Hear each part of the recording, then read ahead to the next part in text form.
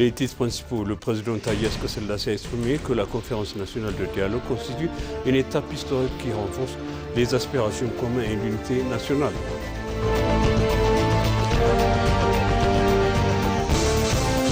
L'ancien président kenyan Uhuru Kenyatta a exhorté les Éthiopiens à transformer les résultats du dialogue national en un consensus national.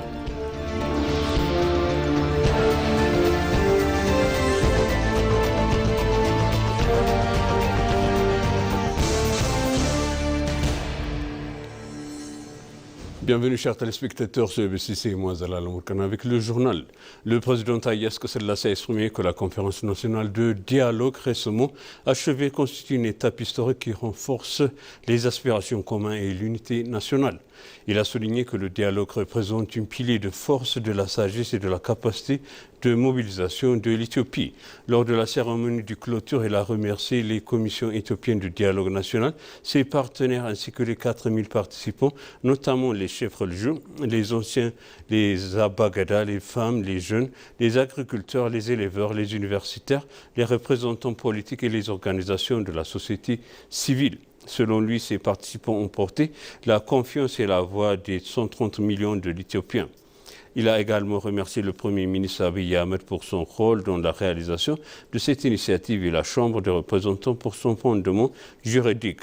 Après 40 jours de discussion, le dialogue a produit 5 résultats majeurs: promouvoir les idées constructives, favoriser une réflexion politique plus sereine, encourager le pardon et la réconciliation, éloigner le pays de conflits armés et améliorer la qualité du discours politique.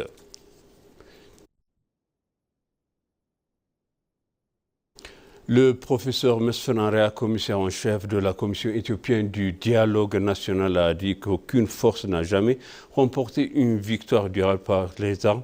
C'est par le dialogue que nous sommes toutes devenues gagnants. La cérémonie de clôture de la conférence nationale du dialogue se déroule au Centre international de conférence d'Addis Abeba en présence du président Taye Asselassie, du président de la Chambre des représentants, Tagesset Chafo, du président de la Chambre de la Fédération, Agenyo Tchagan, du secrétaire général de l'IGAD, Workana Gabeyo, ainsi que des anciens présidents Uhuru Kenyatta et Olusegun Obasanjo.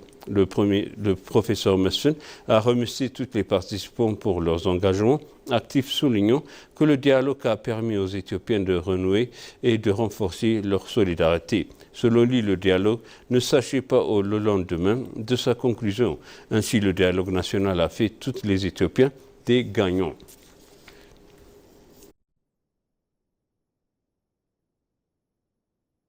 L'ancien président nigérien et haut représentant de l'Union africaine, Olusegun Obasanjo, a reformulé que le dialogue national était constitué un événement historique, un exemple pour le reste de l'Afrique. S'exprimant lors de la cérémonie de clôture de la conférence nationale de dialogue au Centre international de conférence d'Addis Abeba, il a félicité le Premier ministre Abiy Ahmed et la Commission nationale du dialogue pour la réussite du processus de ces importantes réalisations. Selon lui, l'objectif principal du dialogue national est une garantie, une paix, une sécurité et une stabilité durable, conditions indispensables au développement, à la croissance du pays. Soulignant l'importance du pays, Obasanjo a indiqué que sa préparation avait duré 4 ans. Il a affirmé qu'il n'existe aucune alternative au dialogue et à la paix, estimant que les recommandations issues de conférences pourrait apporter des solutions durables aux questions nationales encore en suspens.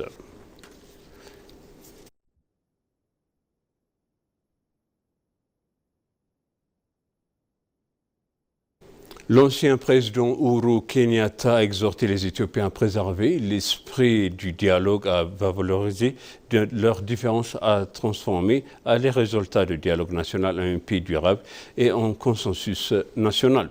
S'exprimant aujourd'hui lors de la cérémonie de clôture de la conférence nationale du dialogue tenue au centre du congrès d'Addis Abeba, Kenyatta a souligné que cette conclusion ne constitue pas la fin du processus mais le début d'un vaste parcours vers la réconciliation, l'inclusion et la paix. Selon lui, une paix durable nécessite une participation plus large. Kenyatta a également estimé que l'extraordinaire diversité de l'Éthiopie doit être considérée comme une force nationale et non comme une source de division. Il a appelé que le peuple du pays sont liés par leurs histoires, leur culture, leurs traditions, leur langue, leurs croyances, leur famille, le commerce et les échanges.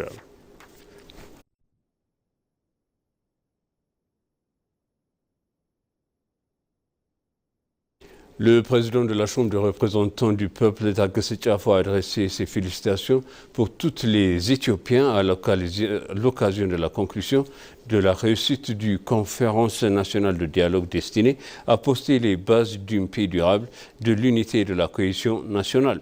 Selon lui, cette conférence constitue une étape historique ayant permis de jeter les fondations d'une Éthiopie plus forte et de façonner collectivement son avenir. Il a également indiqué que le processus conduit par la Commission nationale indépendante de dialogue conformément à la proclamation numéro 1265-2014 a impliqué largement les citoyens, notamment les agriculteurs, les éleveurs, les femmes, les jeunes, les personnes handicapées, les institutions religieuses, les partis politiques, la société civile et la diaspora. Plus de 4000 participants ont débattu pacifiquement de 8 grandes questions nationales et sont parvenus à un consensus.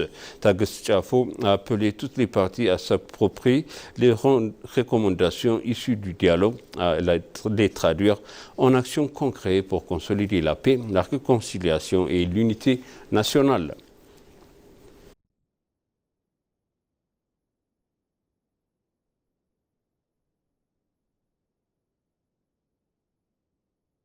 Le ministre de la Paix, Mohamed Idriss, a félicité les Éthiopiens à l'occasion de la conclusion réussie de la conférence nationale de dialogue lancée pour résoudre les problèmes par le dialogue et la concentration des problèmes fondamentaux qui perdurent depuis des décennies. Il a salué l'aboutissement de ce processus historique dans un esprit de paix, d'intégrité, de responsabilité et de sagesse éthiopien. Selon lui, la conférence a démontré au monde de la victoire du peuple, la grandeur de l'Éthiopie, sa capacité de résoudre elle-même ses problèmes et son unité autour de l'objectif commun.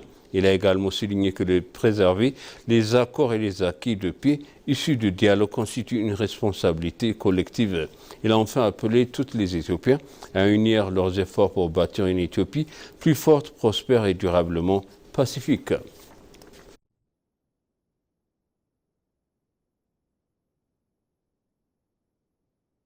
Le chef de l'État de force de défense éthiopien, le maréchal Birhanu Jula, a expliqué qu'une armée de défense fiable capable de protéger efficacement les intérêts nationaux de l'Éthiopie avait été construite. Le centre d'entraînement du commandement des opérations spéciales a organisé hier la cérémonie de remise de diplôme à la 45e promotion de commandant de base de cours ténacité.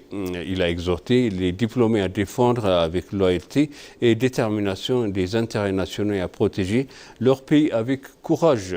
Il a enfin affirmé que les armées modernes, bien qu'équipées et fiables, avaient été bâties pour construire le rempart de l'Éthiopie, ajoutant que le pays est resté pleinement préparé à défendre les intérêts nationaux.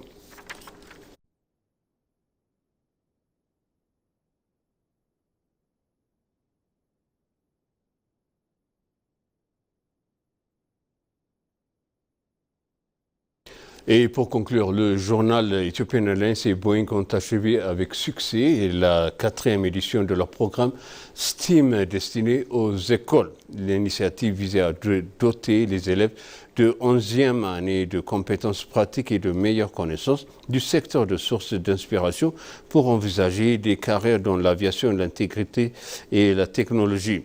Organisé pendant 6 semaines de l'Université de l'aviation éthiopienne, le programme a réuni des jeunes Éthiopiens autour de formations pratiques permettant de relier les connaissances scolaires et exigences réelles des industries aéronautiques et technologiques. Cette 4e édition comprend des formations en programme et de robotique, Arduino et intelligence artificielle, développement mobile et web, ainsi qu'un système autonome. Les participants ont également pu découvrir directement les opérations de l'Ethiopian Airlines, notamment les installations de maintenance et des infrastructures informatiques. L'initiative témoigne des efforts conjoints de Boeing et l'Ethiopian Airlines pour former une nouvelle génération de professionnels STEM.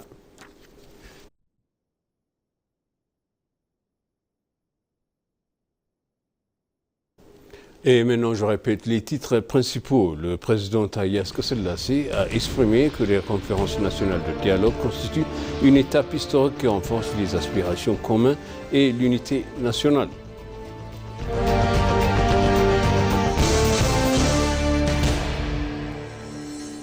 L'ancien président kenyan Uhuru Kenyatta a exhorté les Éthiopiens à transformer les résultats de dialogue national en consensus national.